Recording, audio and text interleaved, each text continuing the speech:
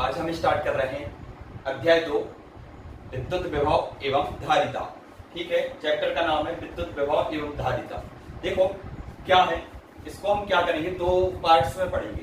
ठीक है, एक विद्युत विभव के रूप में पढ़ेंगे और एक धारिता के रूप में, ताकि हम इसको अच्छे से समझ सकें। ठीक है, क्योंकि दोनों के कॉन्सेप्ट थोड़ी अलग है। ठीक है, सबसे पहले आज हम स्टार्ट करेंगे विद्युत विभव से। ठीक है ना, तो विद्युत विभव स्टार्ट करने के पहले क्या है, देखो इसकी परिभाषा डायरेक्ट हम बता देंगे तो शायद ना समझ पाओ कि विद्युत विभव है क्या।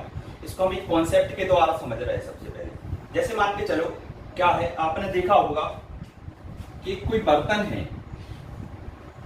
ठीक है, एक जी बर्तन है, यदि हम क्या करें, इसमें द्रव डालें।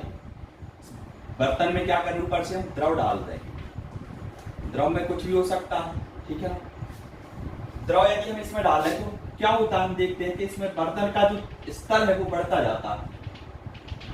तल बढ़ता जाएगा, यानी कि क्या होगा, पानी का स्तर क्या होगा, पानी या द्रव जो भी होगा उसका स्तर क्या होगा, बढ़ता जाएगा। तो इसमें क्या बढ़ेगा, इसमें स्तर बढ़ रहा है।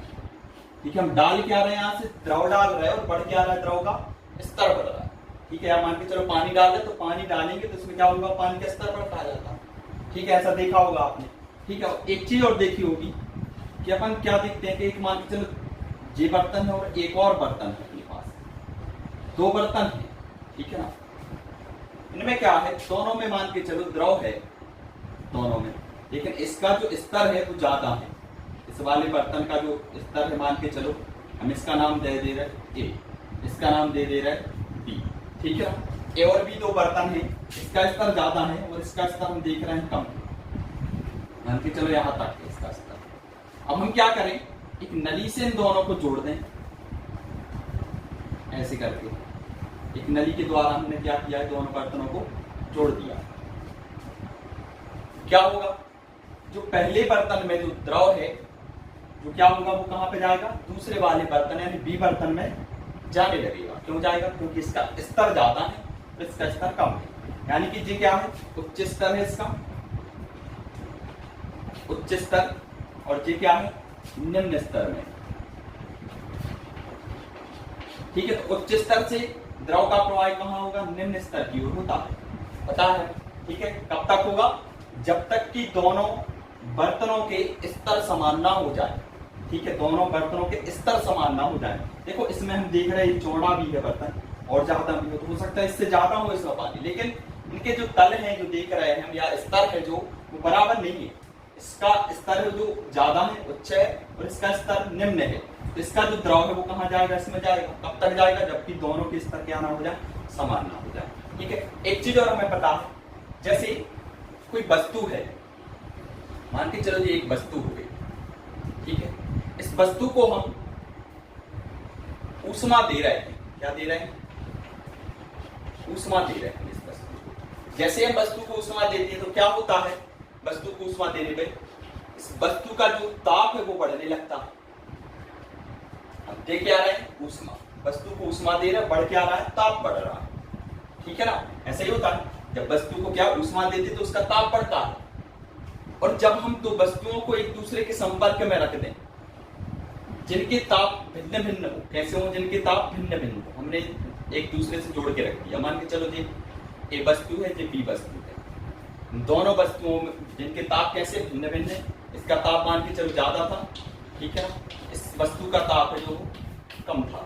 ठीक है, इस वस्तु का ताप ज्यादा है ए वाली वस्तु का, और बी वस्तु का ताप क्या है, कम। तो क्या होगा इसमें, चूंकि ताप इनके भिन्न भिन्न है, इसलिए ऊष्मा का प्रवाह होगा, कहां होगा, ए से बी की ओर। यदि ए का हम बोल रहे हैं इसको उच्च ताप, ठीक है ना, ये उच्च ताप पर है, इसका है जो वो है क्या, निम्न ताप पे वस्तु। ये उच्च ताप पे वस्तु और ये निम्न ताप पे, तो क्या होगा, उच्च ताप वाली वस्तु से ऊष्मा है जो कहां पे जाएगी, निम्न ताप वाली वस्तु में जाएगी। कब तक जाएगी, जब तक कि दोनों के ताप क्या ना हो जाए, समान ना हो जाए। मतलब ताप समान होंगे फिर ऊष्मा का स्थानांतरण नहीं होगा। ऊष्मा कब तक जाएगी, जब तक कि दोनों के ताप बराबर ना हो जाए। इसमें क्या देखा हमने, द्रव है, जैसे हम द्रव डाल रहे हैं तो क्या बढ़ रहा है, इसका बर्तन का स्तर बढ़ता जा रहा है, जल का स्तर, जो भी द्रव हो उसका स्तर बढ़ता जा रहा है। और हमने दो बर्तनों पे यदि जोड़ दिया ऐसे, ठीक है, तो जिसका स्तर ज्यादा होगा उसमें से द्रव कहां पे जाएगा, निम्न स्तर की ओर जा रहा है। सेम इसमें भी देख रहे हैं ऊष्मा दे रहा है और क्या बढ़ रहा है, इसमें ताप बढ़ रहा है। ऊष्मा देने पर ताप बढ़ रहा है, और जब दो भिन्न भिन्न ताप वाली वस्तुओं को हमने आपस में जोड़ दिया तो जिसका उच्च ताप होगा उससे ताप कहां पे जाएगा, निम्न ताप की वस्तु में स्थानांतरित होने लगेगा ऊष्मा के रूप में। ठीक है, ऊष्मा जाएगी और ताप क्या होंगे, उनके बराबर हो जाएंगे। ठीक है, ऐसे सेम एक चीज और होती है, जैसे मान के चलो कोई चालक पदार्थ है अपने पास, एक चालक पदार्थ हो गया, इसको हम क्या दे रहे हैं, आवेश दे रहे हैं। अब हम क्या दे रहे हैं इसको, आवेश। हमने क्या किया, वस्तु को सॉरी चालक को आवेश दिया, बढ़ेगा इसका क्या, विभव। क्या बढ़ता है, विद्युत विभव बढ़ने लगता है। जैसे हम वस्तु को चालक को आवेश देते हैं तो उसका विभव बढ़ता है, और जब हम दो भिन्न भिन्न विभव वाली वस्तुओं को एक चालक तार से जोड़ देते हैं, एक तार से हमने क्या किया, जोड़ दिया, ए वस्तु हो गई, ये बी। ठीक है, एक ए चालक और बी चालक, दो चालक हैं, इनको हमने क्या किया, आपस में एक तार से जोड़ दिया। अब क्या होगा, मान के चलो इसका जो विभव है, उच्च विभव है जी, उच्च विभव पे है, उच्च विभव पे, जी निम्न विभव पे। ठीक है, जे उच्च विभव पर वस्तु और जे है निम्न विभव पर। तब क्या होगा, जो ए वस्तु है इससे आवेश है जो कहां जाएगा, बी वस्तु में जाने लगेगी। आवेश कहां जाएगा, ए वस्तु से बी वस्तु में जाने लगेगा। कब तक जाएगा, जब तक कि दोनों के विभव समान ना हो जाए। मतलब हमें समझ में क्या आ रहा है इससे। ठीक है, देखो हम क्या द्रव डाल रहे, स्तर बढ़ रहा, ठीक है, ऊष्मा दे रहे, ताप बढ़ रहा। इसी प्रकार किसी चालक को हम जब आवेश देते हैं तो उसका विभव बढ़ने लगता है। मतलब आवेश देंगे वस्तु को और उसका क्या बढ़ेगा, विभव बढ़ेगा। किसी चालक को आवेश देंगे और क्या बढ़ेगा, विभव। और दोनों यदि हम आप में चालकों को आपस में जोड़ दें तब क्या होगा, उच्च विभव से निम्न विभव की ओर क्या आवेश का प्रवाह होने लगेगा। कब तक होगा प्रवाह आवेश का, जब तक कि दोनों के विभव समान ना हो जाए। क्या, विभव समान ना हो जाए। ठीक है, तो ये तो एक कॉन्सेप्ट था विभव का।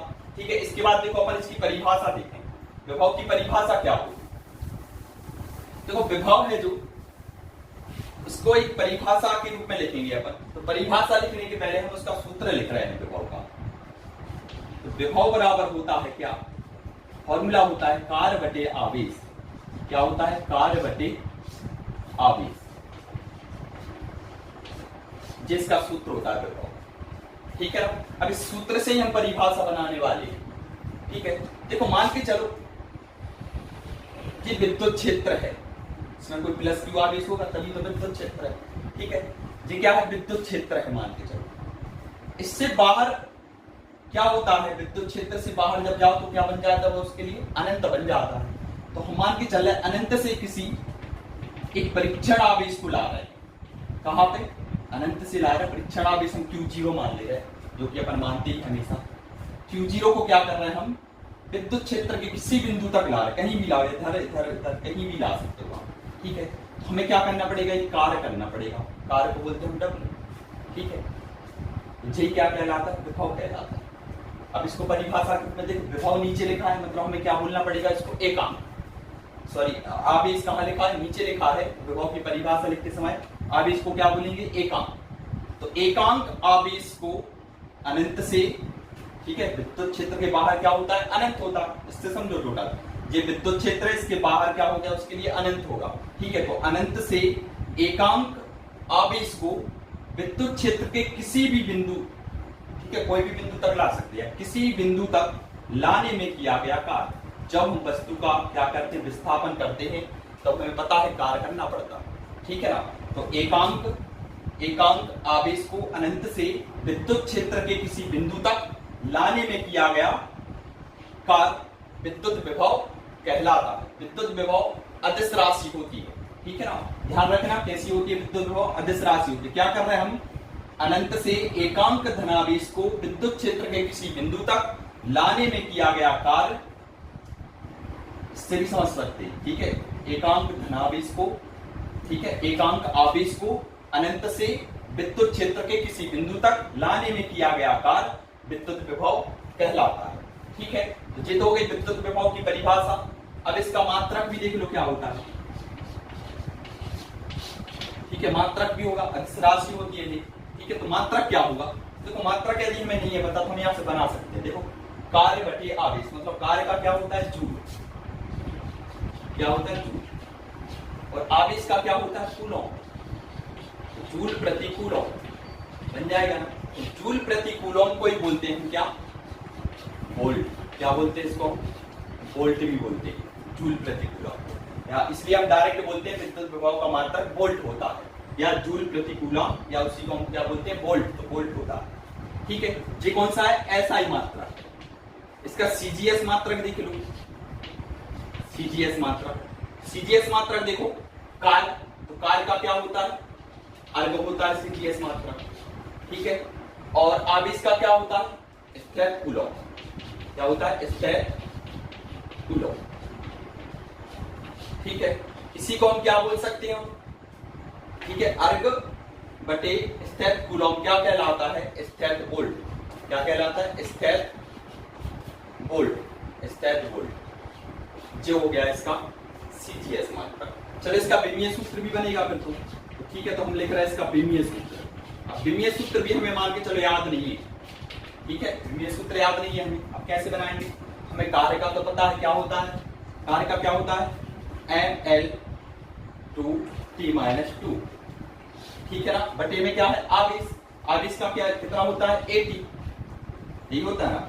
ये तो हो गया कार्य का और ये हो गया आवेश का। अब इसको हम ऊपर ले जा रहे हैं, ठीक है, तो हमें काय का मिल जाएगा, विभव का विमीय सूत्र मिल जाएगा।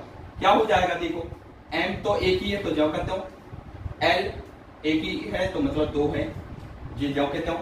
ठीक है, t को अपन ऊपर ले जाएंगे तो एक और हो जाएगा माइनस, यानी कितना हो गया माइनस के 3 हो गए, और a भी ऊपर जाएगा कितना हो जाएगा माइनस का 1, यानी कितना बन गया ml/2t-3a-1। ये क्या हो गया इसका, चलिए छोटा सा न्यूमेरिकल है, क्या है, 50 माइक्रोकूलॉम आवेश को विद्युत क्षेत्र के किसी बिंदु तक लाने में 500 जूल कार्य किया जाता है, तो विद्युत विभव क्या होगा, या विद्युत विभव का मान ज्ञात कीजिए।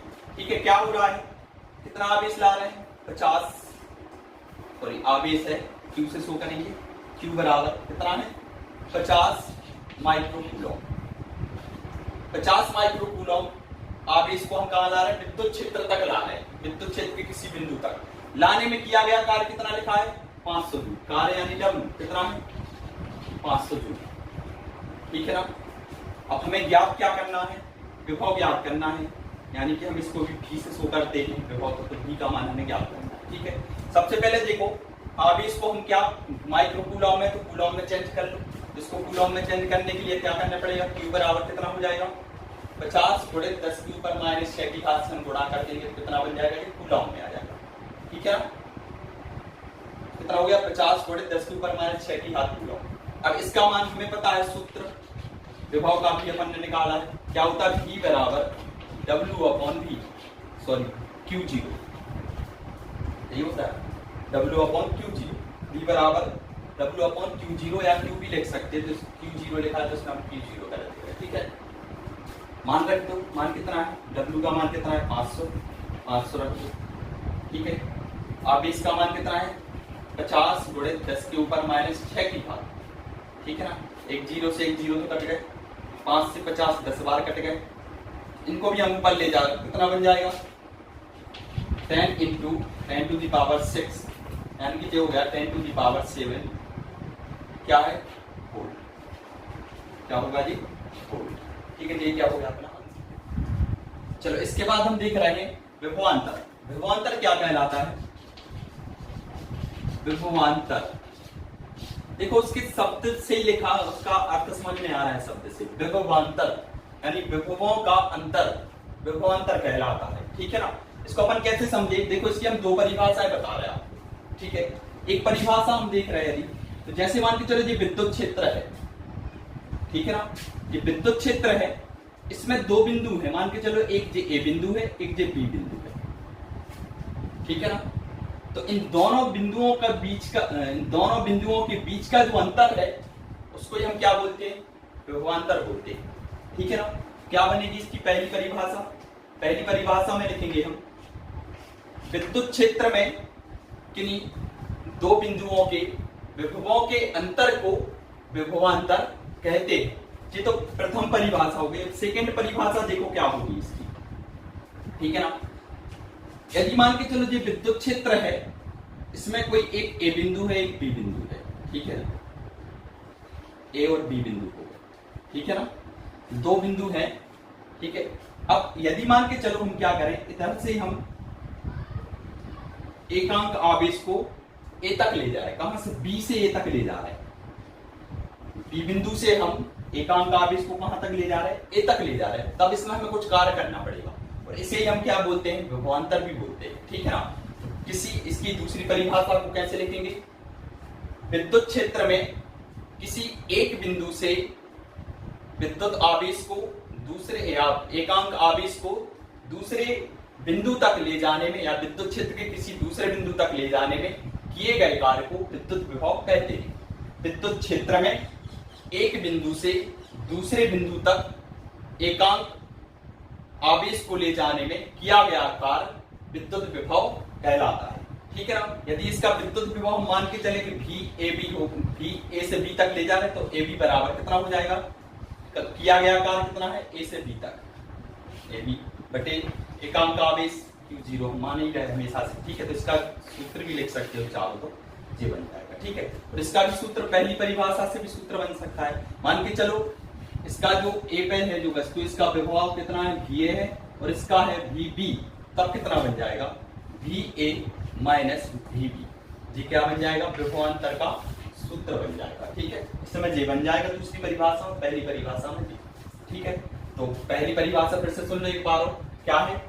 विद्युत क्षेत्र में किन्हीं दो बिंदुओं के बीच के विभवों के अंतर को विभवांतर कहते हैं, ठीक है। इनका अंतर है, विभवों का अंतर विभवांतर है, ठीक है ना। या दूसरी परिभाषा, विद्युत क्षेत्र में, पहली चीज तो विद्युत क्षेत्र में ही रहना है, ठीक है। तो विद्युत क्षेत्र में किसी एक बिंदु से एकांक धनावेश को किसी एक बिंदु से दूसरे बिंदु तक ले जाने में किए गए कार्य को विद्युत विभवांतर कहते हैं। क्या कहलाता है? विभवांतर कहलाता। अच्छा, इसका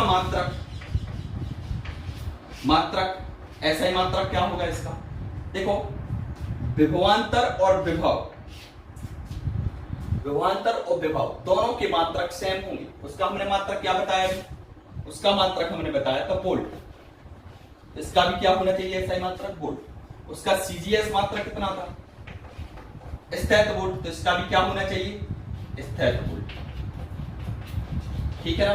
और सेम इसका विमीय सूत्र भी वही होगा, ठीक है। विमीय सूत्र जो विभव का था वो इसका भी होगा, विभवांतर का भी होगा। कितना था?